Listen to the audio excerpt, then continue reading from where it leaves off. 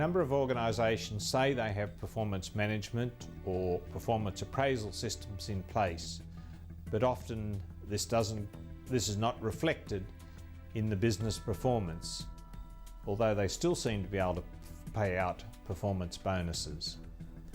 Performance management's often handled poorly in organisations, and we've had experience where organisations have gone backwards and still paid out the blanket bonuses. This is particularly evident during the global financial crisis, where a number of high-profile performance payments were made, whilst members of the public lost their life savings. These are usually organisations that are still in the old appraisal era, where performance appraisals are a separate program and they have little to do with how the organisation is performing or how the employee is contributing to the organisation. This is largely due to the lack of a system and organisations using systems that date back to the 70s. The Maximise Performance Management System is an outcome-based approach and starts with a performance framework. Ideally, this is a component of the strategic plan. The performance framework comprises the corporate measures that allow the organisation to monitor the delivery of that strategic direction. The performance framework also provides the foundation for good corporate governance in the organisation.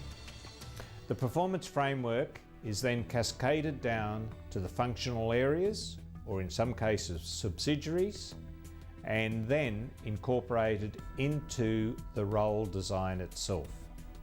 The role definition commences with the outcomes delivered to the client, the performance measures against each outcome, and then the competence required to deliver the outcome at the standard set by the performance measures. Maximise adopts an envelope approach to performance management.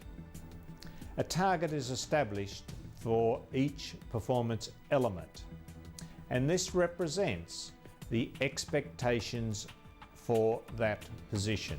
That is, what the base salary is paid for, and no performance pay would be paid if it was just these targets met.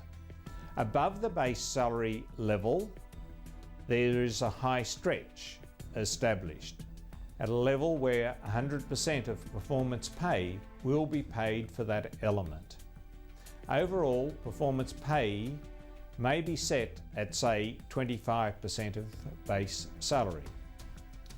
A further envelope is developed below the target, which identifies the point the organisation doesn't want to go below, often referred to as the danger zone. This double envelope then allows the manager or the employee to manage their own performance and report back on that performance using, say, a traffic light system, green, orange and red. This works as effectively for the delivery driver reporting to the dispatch supervisor as it does for the CEO reporting back to the board. This outcome-based performance management system that is embedded into the role descriptions can empower employees at any level throughout the organisation to manage and maintain their own performance. It is also ensures that we can reward for performance above and beyond the target expectation and know the organisation is getting a return on the performance pay.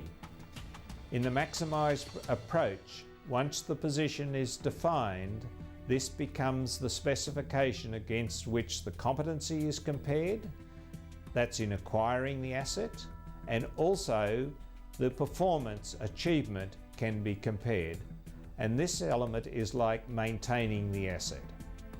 Without an effective performance management system, the organisation will not be maintaining the HR assets.